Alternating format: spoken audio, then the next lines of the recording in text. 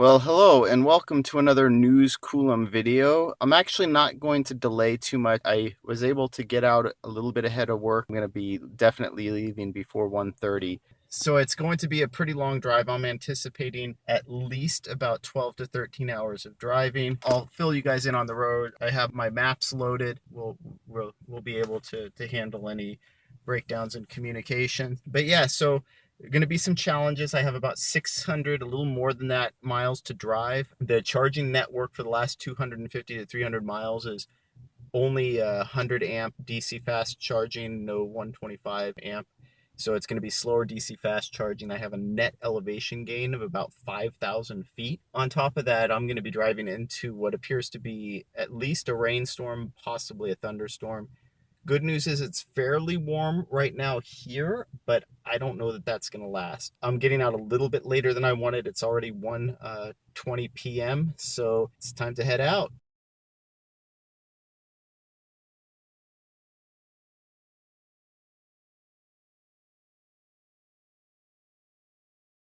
I keep checking this back route, and it's just much better than taking Interstate 5 heading out.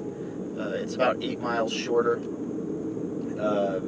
and avoids a lot of the traffic, though there wouldn't be a whole lot of traffic right now. So technically the other way would have been about 4 minutes faster, because it is all freeway the entire way, but because this is 8 miles shorter and it's again only like 4 minutes, right? It's much better to go out this way on the whole, especially since the first stop is going to be about 200 miles away. You know, going basically 70 to 75 the entire time does sort of push the upper limits of your range. So, you know, typically for me, I do like to be deeper into the battery when I make my stop, but I still prefer to be over 10%. That gives a decent window for your initial charging stop. I've driven this route dozens of times. I know how far away I am from our final destination. I know what efficiency would be required to get there on a single battery, which is what I'm doing. So if I were to just follow the range estimator without any sort of background or experience with the efficiency of the vehicle and making this route, I would have range anxiety right now. According to it, I have no chance of making it to our destination given my current battery. And that's kind of crazy to think, right? Because, like I said, I've driven this route so often that I pretty much know what I can and can't do. It's about 75 now, but hopefully we drop some of that temperature, at least going over the mountains. But if that's how warm it is here, it means that the Central Valley might be up into the 80s or 90s. So just something to be aware of. Believe it or not, it's not as much of an impact on your efficiency in terms of, say, running the air conditioner or whatever. When you're going highway speeds, air conditioner on full blast, or at least on climate control, right? Say 10 to 15 degree temperature shift from ambient temperature, you're only going to look at about 5% of your total energy going to air conditioning. I would have preferred to take Highway 395. It's much more scenic than Highway 99. I don't take it as often, so there's the novelty factor. And I believe it is overall shorter by about 10 to 20 miles, even over Highway 99. So all told, it would have been a preferable route for me, but 400 miles without DC fast charging with multiple 6,000 to 7,000 feet summits, it just not something that I would consider for a fast road trip. Something I wanted to note about this reprogramming of the range estimator. I'm starting to think it's not that it's less accurate. I just feel that it's maybe a little bit too quick to respond. So we kind of saw that, right, where even before I headed up a significant elevation increase with the Tehachapis, it had already started giving me worst case scenario mileage. And then as we started to level off at the top of the mountains, before we even really started to regenerate, it started giving me really ideal estimates. And so now it just seems like it's swinging back and forth between conservative and, you know, optimistic really quickly. And I don't know that that's necessary. If that was GM's idea to maybe make people a little bit more aware how their current driving situation was, or, you know, their current driving efficiency is, I think the trend bars were good enough for that. All right, well, we're making our final approach. We only have about 4 miles before we exit the freeway.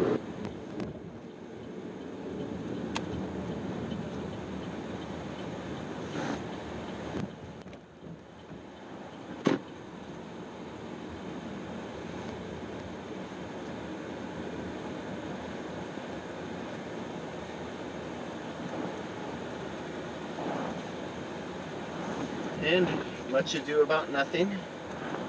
We do have a Tesla Model 3 there too, so. And no, they still can't use the Chatamo charger. Kind of sucks. Well, we arrived just about 3 hours. Neighbor.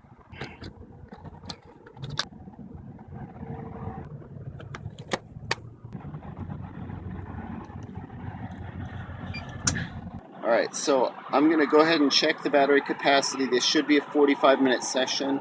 I'm going to go grab some early dinner. Alright, down to 10%. So I guess the Model 3 was just getting a top-up. I'm not sure.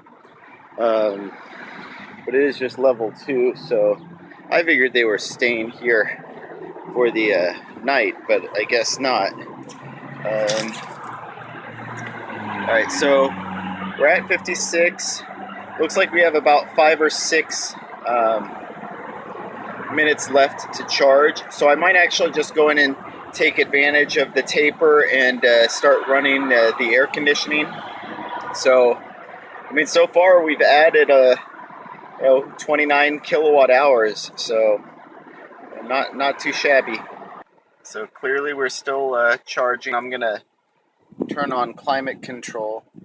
Now, someone had, yeah, you'll notice how cool that is, but also notice it doesn't really impact our charge rate at all, because at this point we're only drawing 100 amps, so there should be more than enough left over to cover our climate control and battery conditioning.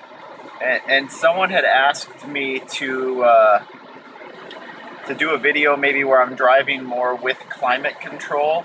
And, you know, the problem is, though, that it's so variable and the weather's so variable that you're not always going to get consistent readings. I know from my experience, if I were to drive at freeway speeds and have the climate control set to what it is now, it would maybe take 5% of the battery. Here we're now at 38. Because it's 100 amps, it makes the math easy, but really what happens is once you hit this higher state of charge with these lower amp chargers, it's really your voltage that's dictating as much of your charge rate as anything else. So, you know, you will eventually hit back to 40 kilowatts if you stay at 100 amps, because we're rounding up, but because it's close to like 385 to close to 390 volts. Charge ended and time to get out of here.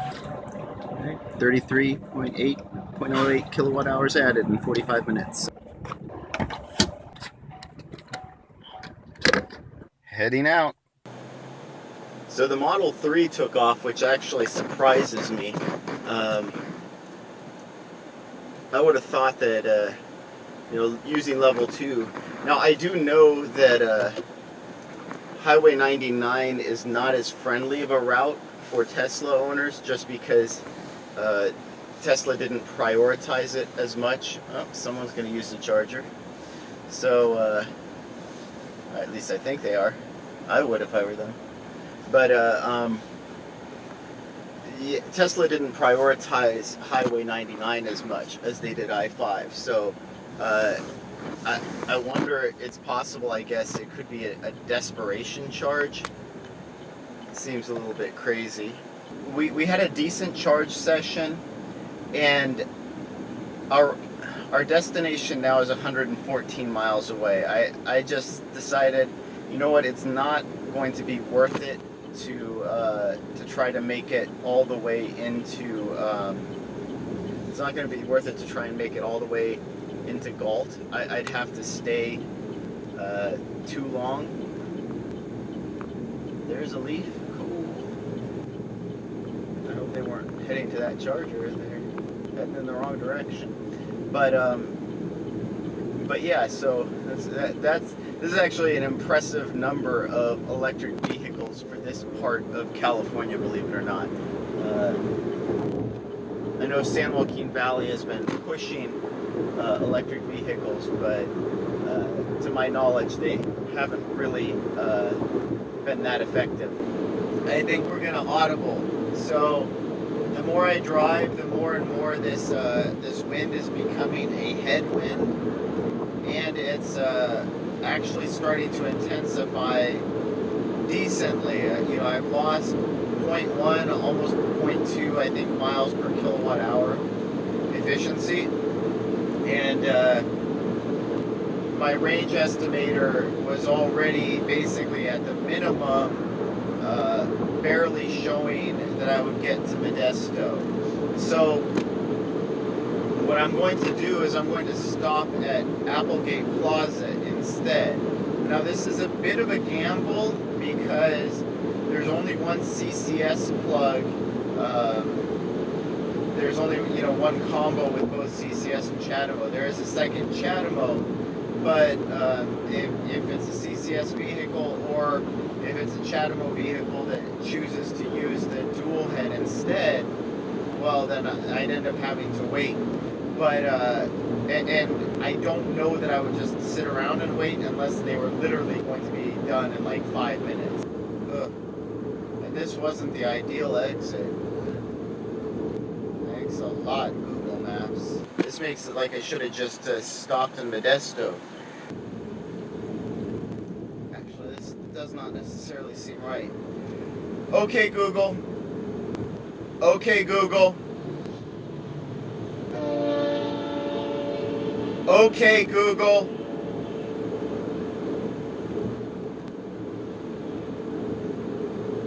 This sent me in the wrong direction. Yep. It turned me around the wrong way.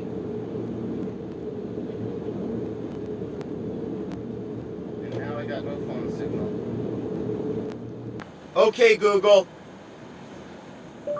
EVgo. Showing results for EVgo along your route. I should have listened to my instinct. It decided to direct me in the wrong direction to Applegate Plaza. I'm not exactly sure why that is. As you can see, I don't use this charger very often. If anything, like I said, sometimes I'll use it southbound, but it just really doesn't fit into my typical drive. So that cost me about 4 or 5 minutes, but hey,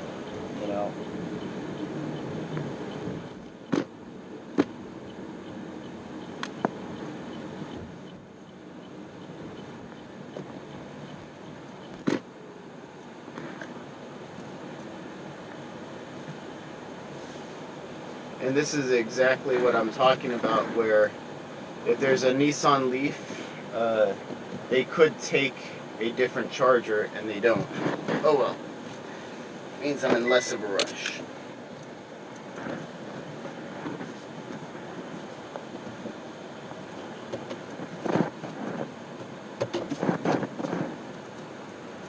So let that be a lesson to you, guys, as Leaf owners. Don't be an inconsiderate person. I mean, I can assume, right, that he was possibly, that there was possibly another vehicle there, right, when he showed up. But he had been there for less than 15 minutes, maybe 10 minutes. I'm not going to wait for that. I don't really care. I mean, I've got 330 miles left to drive, so it is a little bit frustrating because you would prefer to see people be a bit more courteous. And the worst part about this whole thing is I didn't get any frozen yogurt.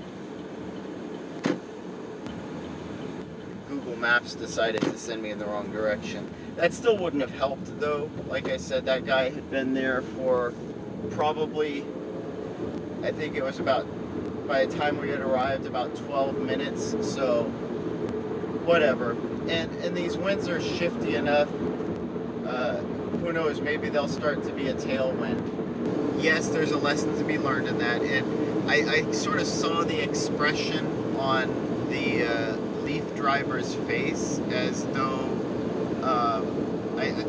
I think he knew that what he did wasn't right, or that he shouldn't have been using that specific charger, especially now that EVgo doesn't have session fees. And I don't know why this is, whether the chargers actually are faster, or people just seem to think that the dual port chargers are faster than the standalone Chatamo chargers. I think there's like a 5 amp difference maybe some of the time, but I think that might actually be the same amperage regardless of which station you use. Okay, so yeah, this is even worse. From what I'm seeing of the wind right now, it is actually a direct headwind. It's a northwest wind. Let me clear that out. So my efficiency still hasn't dropped, as much as it was earlier. But yeah, so here you're gonna kind of see why I like and I dislike this charger. So just immediately coming off the freeway, you're making a left turn. Okay, not a huge deal, but you're making a left turn at a light.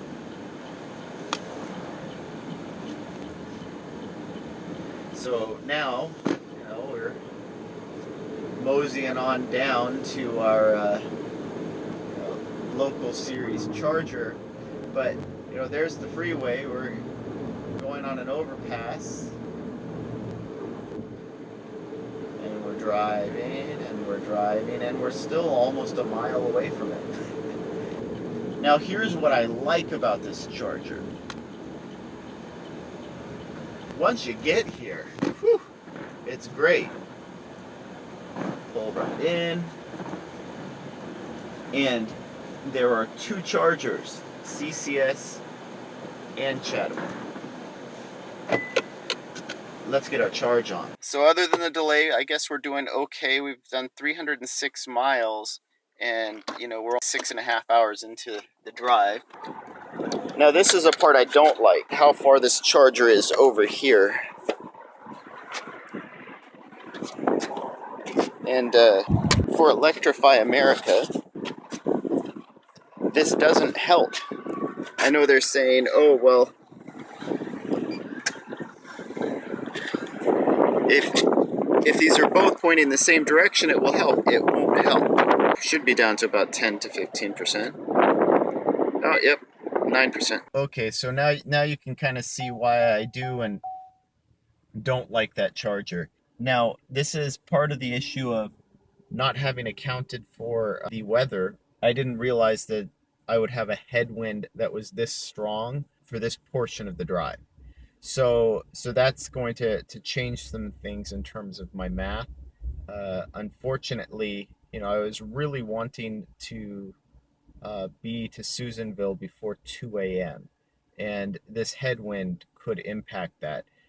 I was accounting for some slop time and accounting for, knowing that I was going to be driving into a rainstorm and driving into a thunderstorm, a lightning storm. But this is an additional factor I wasn't accounting for. You get misled by your navigation system, and then by the time you get where you need to go, it's already been basically taken by someone that should have probably taken a different charger.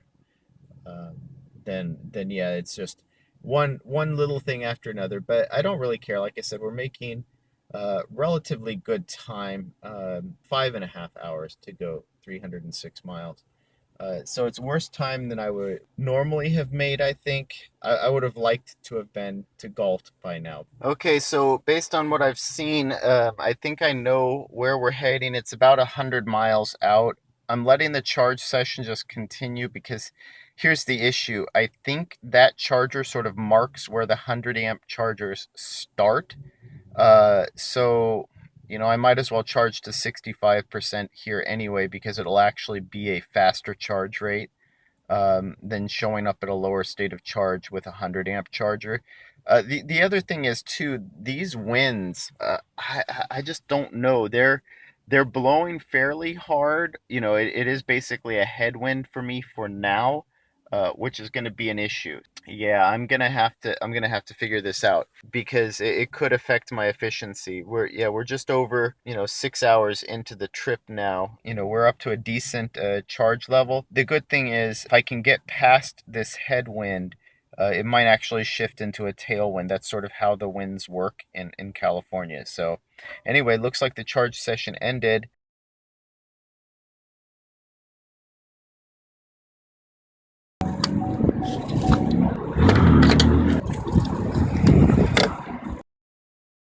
We have a little over 100 miles to go, and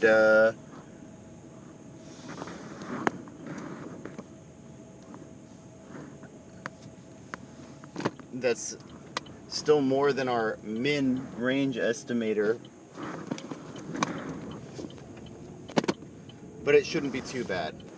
Again, though, when you have this many lights, this is the problem with this charging stop. So the good news is with the clouds the way they're coming in, I think it should be a relatively scenic drive. So as long as I can keep the camera from pointing into the sun. Whew.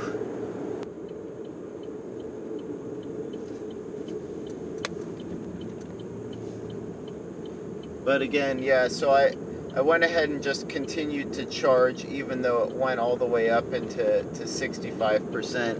And something that I think is worth noting, right, is if you notice the average charge session there, we're getting, I should say, the average charge rate we're getting is about 44 kilowatts. Even though we're going past that sweet spot. Well, if you look at that as an average rate, that puts the Bolt EV in pretty good company using those 125 amp chargers, because mind you, 65% of the Bolt EV is as much if not more than a full battery in a lot of the other electric vehicles. Yeah, so I'm sort of watching my my efficiency right now, because and how much energy I have left. I'm trying to decide whether it would still be worth it to stop in Galt. So, and the reason for that is, as I was saying in Modesto, charging up to 65% there actually still made more sense, because you're in the upper limits, even at 100 amps, so you're going to be charging faster than you would on a 100 amp charger if, say, you were starting at a lower state of charge.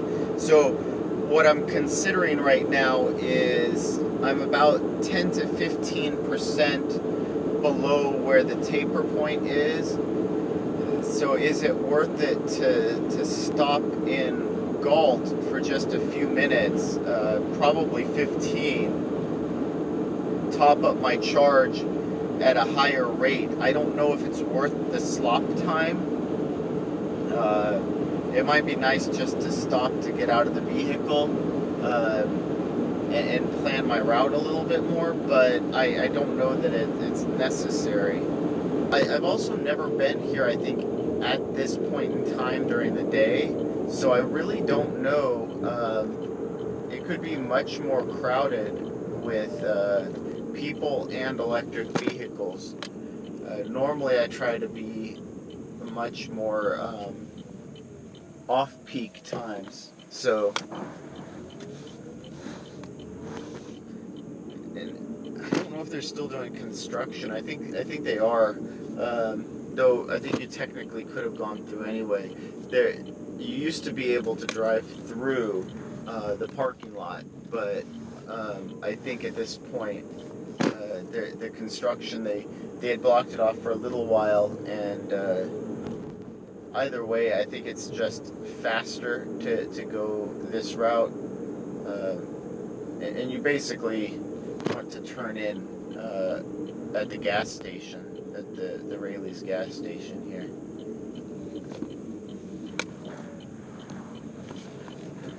And yeah, I hardly ever see anyone here, and I'm not exactly sure why, but no, Baskin Robbins. Could have gotten ice cream.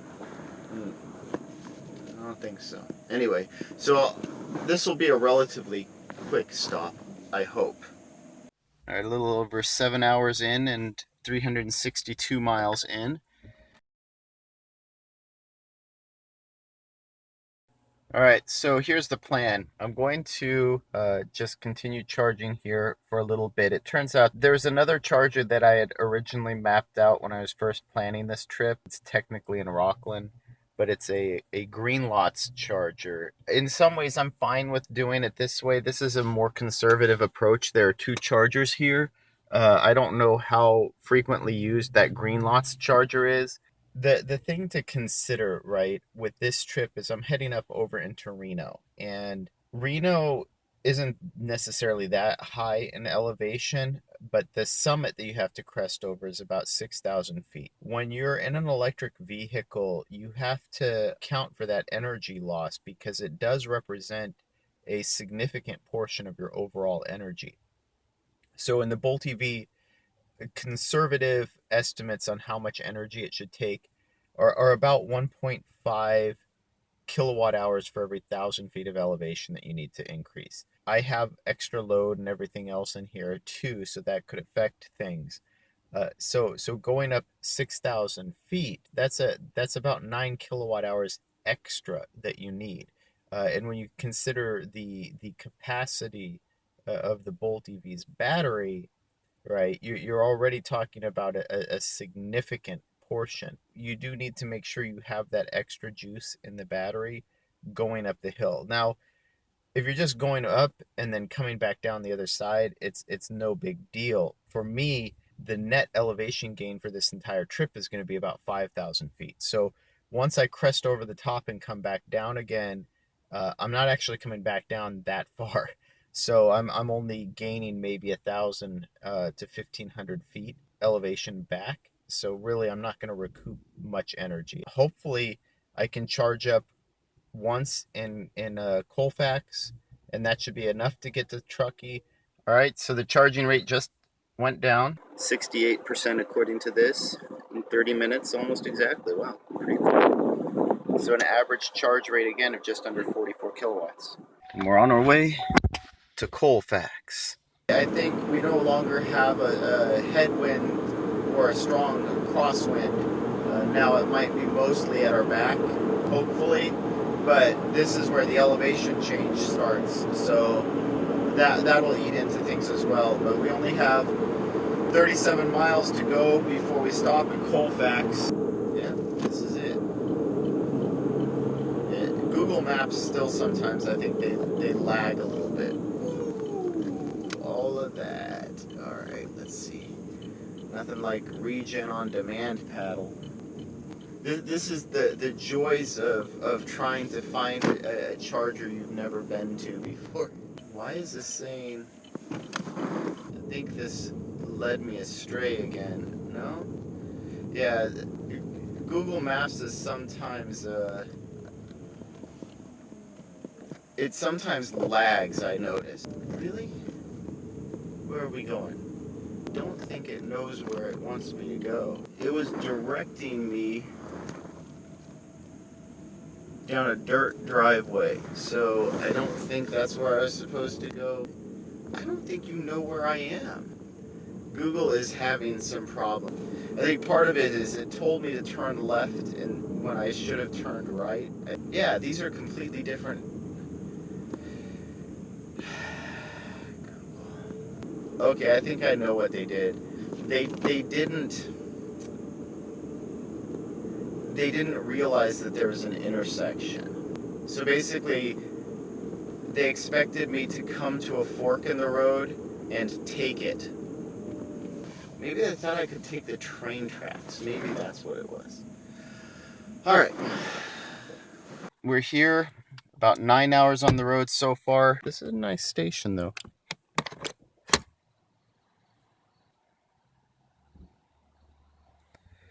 Yeah, I really dislike these 100 amp stations, though. They're not the most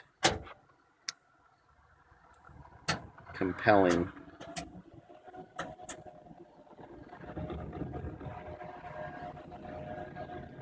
But yeah, I'm gonna check how far it is to Truckee, and then based on that, I'll decide how long I'm gonna be here. So it's saying I have 25% battery. Charger voltage is already at 350, so nice 35 kilowatt charge. So I'm here charging in Colfax. This is the first time I've actually had a chance to use these drive the arc chargers. Now, I like them. I pretty much like everything about them. The fact that they have a grid type battery system, the fact that they're located the way they are. I even like the layout where there's 3 parking spaces here that give you easy access to these chargers. They're also near businesses which happen to be closed right now. But yeah, no, this is pretty much what I was hoping it would be. I'm very happy with how these chargers are. I can technically leave already, actually. So my next stop is Truckee, and Truckee is basically near the top of the hill. This is the first time I did this trip, and I feel like this is to be expected right now. The first time I think you do a trip in any electric vehicle, for the first time you make that trip in the electric vehicle, it's not going to necessarily be ideal. You're not going to know the places you want to stop, and we still don't have the infrastructure yet that you're going to have a consistent stop. You come across that situation right now where you just can't access a charger. Well, then you have to move on, or you have to wait, and those sorts of things can impact your trip. But so far I'm liking it, and drive the arc, good job. I wish they were faster chargers. I wish they were 150 amp or 200 amp chargers, but I'm sure those will come in time. We're close to 55%. I think the battery is about to taper. Oh wait, never mind. It's 100 amp. 368 volts at 100 amps. That's close to 37 kilowatts. But what I've observed about the Bolt EV is whenever you turn it on while you're charging, it will just automatically start the battery conditioning. So uh, I don't know exactly why that is, but it could be a nifty trick uh, if you're on a 125 amp or faster charger to just turn the car on once you hit 55%, because it will probably just automatically kick on the battery conditioning if the battery, I think, is even just a small bit out of tolerance, right?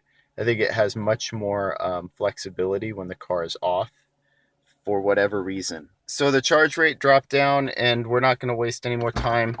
It seemed like we were adding 1% a minute. So we started at about 25%. We're up to 70 now, stopping the charge. And we're going to head on to Truckee, juice up there. And then from Truckee, it should just be about 100 miles into Susanville. Thank you, Drive the Ark and EVgo. Let's see if we can have a more graceful exit than entrance, shall we? Otherwise, now that I know how to get here, I feel like this is going to be a much better charger. Ugh. Given how short the Bolt EV is, this is a pretty narrow corner. I don't want to try and bust through there, but I guess the curb. All right, never mind. The curb tapered a little bit more than I thought it did. But anyway, yeah, that's so much for a graceful exit. But yeah, this Google, I think what it is it's. I don't think it's necessarily Google's fault. I think my signal and my data is just really slow. So I've already made like 3 turns, and it's still showing the original turn that it wanted me to make. It's just not keeping up with the speed at which I'm driving, and it really only is a problem when you're on city streets and you're making a lot of rapid turns in fairly short succession. But the problem is that's the time when you actually need to have it accurate and you need it to be snappy. So yeah, I'm not too happy about the way Google Maps has been performing this trip. We have 50 miles to go to get to Truckee, and this should be fun. We have some elevation to increase, but we should have plenty of range. Get to Truckee, top up, and then be on our way to Susanville. All right, so I'm trying to find these chargers. Usually they're in the front of the store, but I guess not this time. Oh wow, that's interesting. It's all the way in the back. Oh, there's no way to get to it either. I have to go all the way around. All right, well, we're here. I think we just used 20 kilowatt hours to get here, so that's not so bad.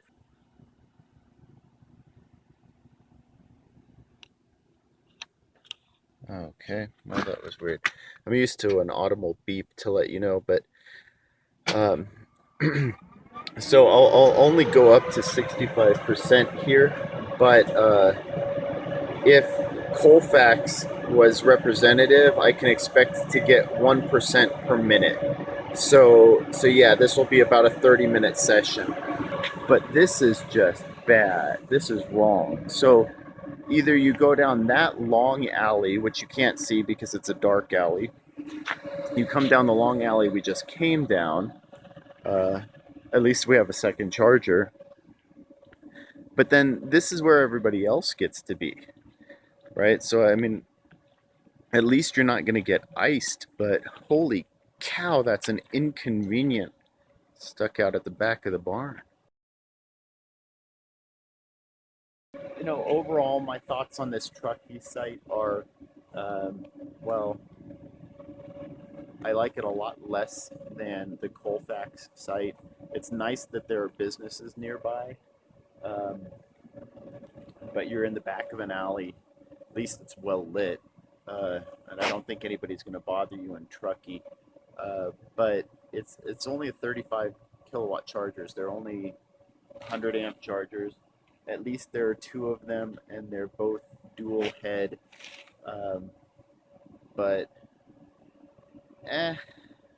they're nice to have, but I think we need to be expecting much more and far better implementations for our public DC fast chargers.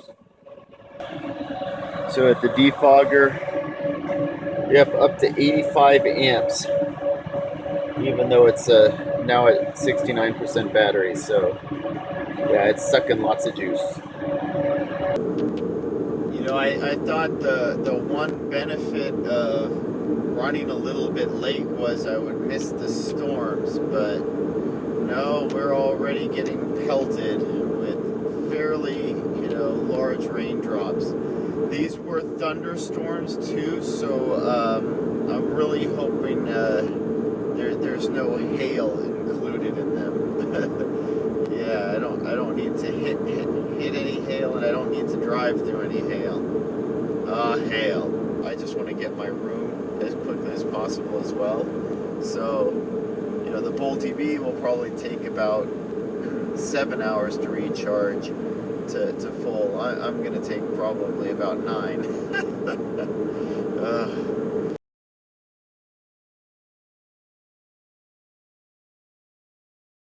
Here we are in Susanville. There's the Tesla destination chargers. So this is going to be the moment of truth. We had a decent amount left. I figured we would. But yeah, so it took basically 13 hours almost exactly, which is kind of the worst case scenario that I thought it would be. Not ideal, but hey, it happens. So I'm going to plug this in and just see how this works. This will be the initial review of quick charge power. All right, so don't want to bang that on the infotainment screen. All right, let's go.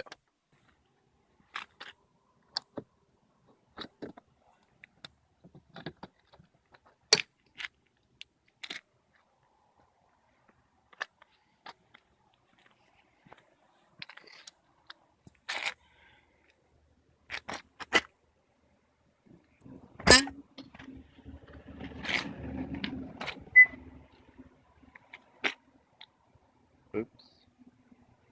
Oh, looks like it works as advertised. All right, let's see the charge rate. Stuff that keeps me awake at night. So let's see, 2, 3, 4. I mean, these should be the full 80 amps. So, yep. All right, good enough. Sweet. All right, time to get my room.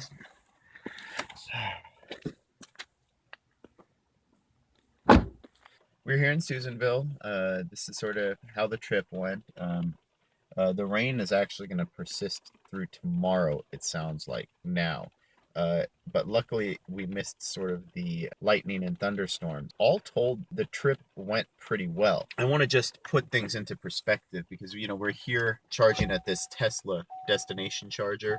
We're all already close to 90% full. The last time I made this trip was in the Volt. So a good comparison, right? In this Bolt EV, it took about 13 hours. I believe in the Volt, if memory serves it took me almost 11 hours, but I took a completely different route. I took Highway 395 up in the Volt, And that route really isn't open to any non-Tesla electric vehicles at this point. There's just no public charging infrastructure built, and that's sad because it's such a beautiful scenic road. But it had to be at least 50 miles shorter than this trip.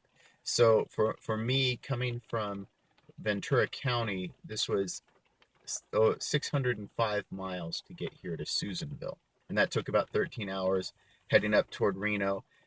Had I planned my stops a little bit better, and not really gotten misled by Google Maps. The good thing is, so you have this comparison, the Volt versus the Bolt EV. When I came up in the Volt, my family actually rented a cabin, so I was able to plug in on 110. But the thing is, the Volt was not my primary vehicle when I was up here, right? So we were using the F-150. The Volt was able to charge on 110, and that's fine for 40 miles of range. Up here with the Bolt EV, well, there's a reason I transitioned away from using 110 when I was at home and installed a level 2 240 volt, because the Volt EV just kind of needs it. I'm sitting at what are two of the only three chargers, period, within about 100 miles of here. Where I'm going is even farther away from any other charging infrastructure. Like I said, other than 110 volts, or someone might have 240 in their garage, and there might be some RV parks, but there's really no public charging infrastructure. That's part of the reason I rented this room. Obviously, the other reason was I didn't want to try and bivouac after 11, 12, 13 hours of driving. So that wouldn't have happened either way. I would have rented a room. But I rented this room, free Wi-Fi, free breakfast, free charging. So it's working out well. I'm charging at 7 kilowatts right now. Here are sort of the trip details before this gets reset. So yeah, this is what took me about 13 hours to do. Like I said, had I been a little bit more efficient and better with my trip planning, I'm pretty sure it actually would have normally only taken me about 12 to 12 and a half hours. So I wasn't that far off in my 50 mile per hour average trip speed estimate, even considering it was a net, close to 5,000 foot elevation increase. And coming into rain and wind and everything else, it would have been fine. I just sort of miscalculated some of my stops, and I defaulted to some of the chargers that were more familiar to me rather than the ones that I think would have been more ideal for the trip if I were trying to make it in a faster amount of time.